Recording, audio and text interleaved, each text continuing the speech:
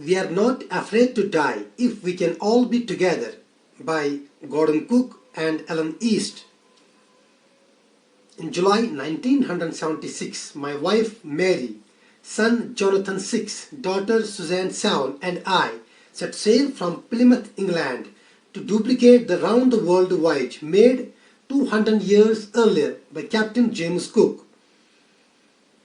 For the longest time, Mary and I, a 37-year-old businessman, had dreamt of sailing in the wake of the famous explorer, and for the past 16 years, we had spent our leisure time honing our seafaring skills in British waters. Our boat Waywalker, a 23-meter, 30-ton wooden hulled beauty, had been professionally built, and we had spent months fitting it out and testing it in the roughest weather we could find. The first leg of our planned 3-year, 1,05,000 kilometer journey passed pleasantly as we sailed down the west coast of Africa to Cape Town. There, before heading east, we took on 2 crewmen, American Larry Vigil and Swiss Herb Siegler, to help us tackle one of the world's roughest seas, the Southern Indian Ocean. On our second day out of Cape Town, we began to encounter strong gales. For the next few weeks, they blew continuously. Gales did not worry me, but the size of the waves was alarming, up to 15 meters, as high as our mainmast. December 25 found us 3,500 kilometers east of Cape Town. Despite atrocious weather, we had a wonderful holiday complete with a Christmas tree. New Year's Day saw no improvement in the weather, but we reasoned that it had to change soon. And it did change, for the worse. At dawn on January 2, the waves were gigantic. We were sailing with only a small storm jib and were still making 8 knots. As the ship rose to the top of each wave, we could see endless, enormous seas rolling towards us, and the screaming of the wind and spray was painful to the ears. To slow the boat down, we dropped the storm jib and lashed a heavy mooring rope in a loop across the stern. Then we double-lashed everything, went through our life raft drill, attached lifelines, donned oilskins and life jackets, and waited. The first indication of impending disaster came at about 6 p.m. with an ominous silence.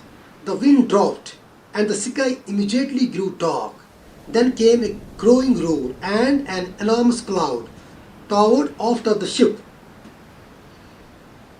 With horror, I realized that it was not a cloud, but a wave like no other I had ever seen. It appeared perfectly vertical and almost twice the height of the other waves, with a frightful breaking crest. The roar increased to a thunder as the stern moved up the pace of the wave, and for a moment I thought we might ride over it. But then a tremendous explosion shook the deck. A torrent of green and white water broke over the ship. My head smashed into the wheel, and I was aware of flying overboard and sinking below the waves. I accepted my approaching death, and as I was losing consciousness, I felt quite peaceful. Unexpectedly, my head popped out of the water a few meters away. Waywalker was near capsizing, her masts almost horizontal. Then a wave hurled her upright. My lifeline jerked taut. I grabbed the cord rails and sailed through the air into Waywalker's main boom. Subsequent waves tossed me around the deck like a rag doll. My left ribs cracked, my mouth filled with blood and broken teeth. Somehow I found the wheel, lined up the stern for the next wave, and hung on. Water everywhere. I could feel that the ship had water below, but I dared not abandon the wheel to investigate. Suddenly, the front hatch was thrown open and Mary appeared. "We are sinking," she screamed. "The decks are smashed. We are full of water." "Take the wheel," I shouted as I scrambled for the hatch. Larry and Herb were pumping like madmen. Broken timbers hung at crazy angles. The whole starboard side bulged inwards. Clothes, crockery, charts, tins, and toys sloshed about in deep water. I half swam, half crawled into the children's cabin. "Are you all right?" I asked. "Yes," they answered from an upper bunk. "But my head hurts a bit," said Sue, pointing to a big bump above her eyes. I had no time to worry about bumped heads. After finding a hammer, screws, and canvas, I struggled back on deck. With the starboard side bashed open, we were taking water with each wave that broke over us, and if I couldn't make some repairs, we would surely sink. Somehow I managed to stretch canvas and secure waterproof hatch covers across the gaping holes.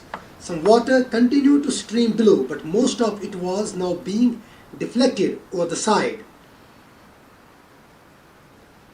More problems arose when our hand pump started to block up with the debris floating around the cabins and the electric pump short-circuited. The water level rose threateningly. Back on deck, I found that our two spare hand pumps had been wrenched overboard, along with the forestay-sail, the jib, the dinghies, and the main anchor. Then I remembered we had another electric pump under the chart room floor. I connected it to an out pipe and was thankful to find that it worked. The night dragged on with an endless, bitterly cold routine of pumping, steering, and working the radio. We were getting no replies to our mayday calls, which was not surprising in this remote corner of the world. Sue's head had swollen alarmingly. She had two enormous black eyes, and now she showed us a deep cut on her arm. When I asked why she hadn't made more of her injuries before this, she replied, "I didn't want to worry you when you were trying to save us all." By morning on January 3, the pumps had the water level sufficiently under control for us to take 2 hours rest in rotation. But we still had a tremendous leak somewhere below the water line, and on checking, I found that nearly all the boat's main rib frames were smashed down to the keel. In fact, there was nothing holding up a whole section of the starboard hull except a few cupboard partitions. We had survived for 15 hours since the wave hit, but Wave Walker couldn't hold together long enough for us to reach Australia. I checked our charts and calculated that there were two small islands a few hundred kilometers to the east.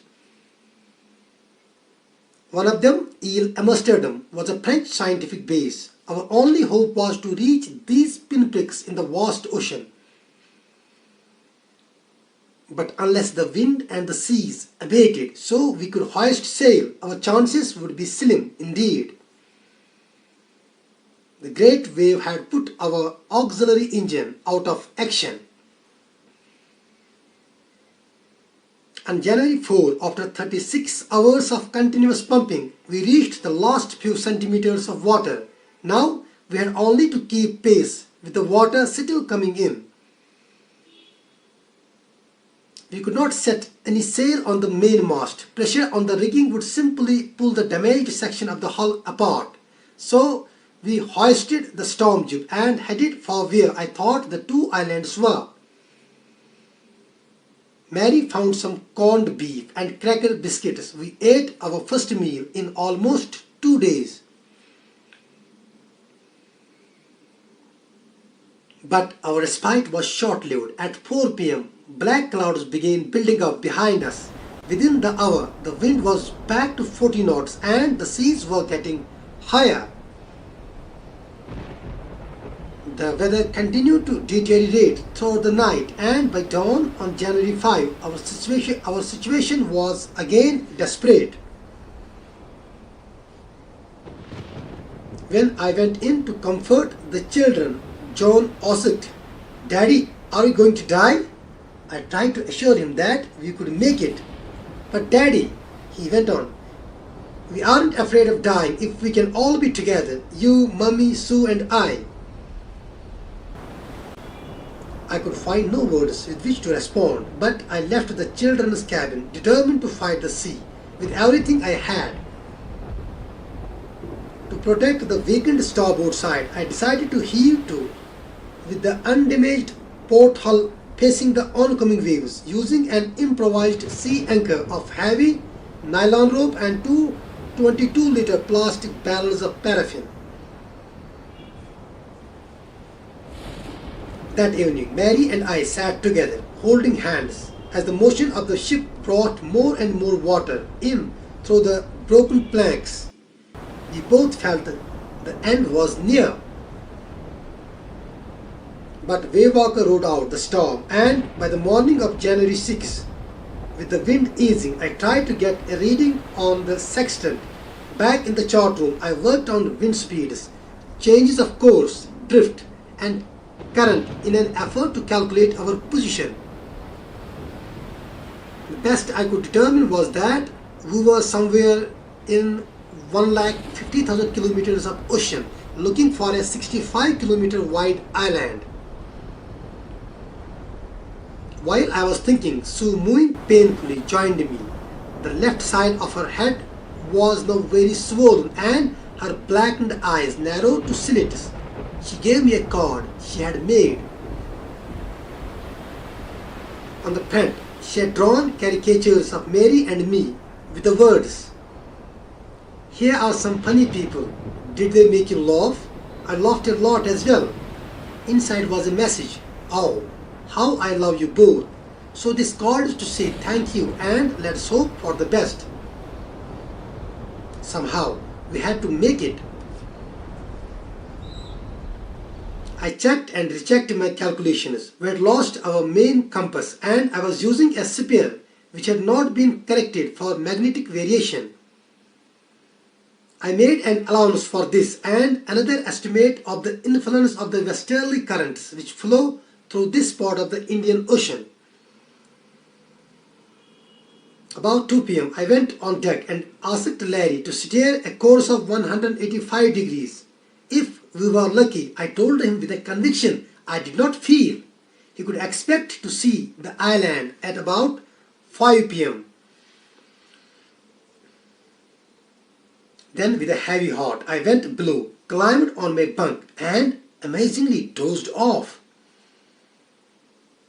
When I woke, it was 6 p.m. and growing dark. I knew we must have missed the island and with the sail we had left, we couldn't hope to beat back into the westerly winds. At that moment, a Townsend had appeared by my bunk. "Can I have a hug?" Jonathan asked. Sue was right behind him. "Why am I getting a hug now?" I asked. "Because you are the best daddy in the world and the best captain," my son replied. "Not today, John. I am afraid." "Why, you must be," said Sue in a matter-of-fact voice. "You found the island." "What?" I shouted. "It's out there in front of us," they chorused. "As big as a battleship." I rushed on deck and gazed with relief at the stark outline of Ile Amsterdam. It was only a bleak piece of volcanic rock with little vegetation, the most beautiful island in the world. We anchored offshore for the night and the next morning all 28 inhabitants of the island cheered as they helped us ashore. With land under my feet again, my thoughts were full of Larry and Herbie, cheerful and optimistic under the direst stress, and of Mary, who stayed at the wheel for all those crucial hours. Most of all, I thought of a 7-year-old girl who did not want us to worry about a head injury, which subsequently took 6 minor operations to remove a recurring blood clot between skin and skull, and of a 6-year-old boy who was not afraid to die